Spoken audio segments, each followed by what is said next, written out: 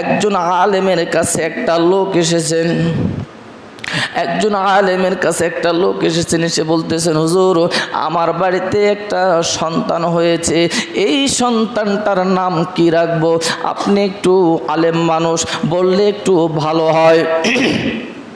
হুজুর চিন্তা ফিকির করে বললেন যে ভাই ছেলে না মেয়ে? বললেন যে ভাই মেয়ে সন্তান হয়েছে, তো বাড়ির থেকে বলল যে হুজুরের কাছ থেকে একটা নাম নিয়ে আসেন। হুজুর এখন কৌশল অবলম্বন করে বলছেন যে ঠিক আছে, আপনার মেয়ের নাম রাখা হলো হাসিনা। কি নাম? হাসিনা নাম। বাড়ি যেয়ে বলছে যে হুজুর তো বললো আমার মেয়ের নাম হাসিনা রাখতে। আস্তাগফিরুল্লাহ, এই নাম আমি রাখবো না। কে?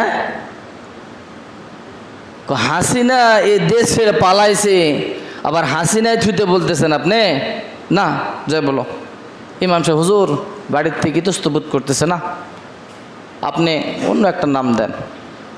এবার হুজুর বলছে আপনার মেয়ের নাম খালেদা। কি নাম?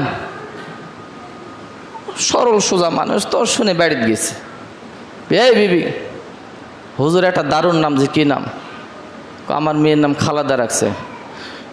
এই দুই নাম বাদ দিয়ে কি আছে হুজুর যাই বলেন। আমার ভাইরা এই দুই নাম হলো বিষাক্তকর হয়ে গেছে। এ দোস্ত আমার ভাইরা, আমার আল্লাহ তাআলা বলেন দুনিয়ার জমিনে যত ধরনের আলেম আছে ভাই গো, এই আলেমগুলি হচ্ছে আসমানের খুঁটি। আসতে বলবেন সুবহানাল্লাহ। আর ভাই আমার বন্ধু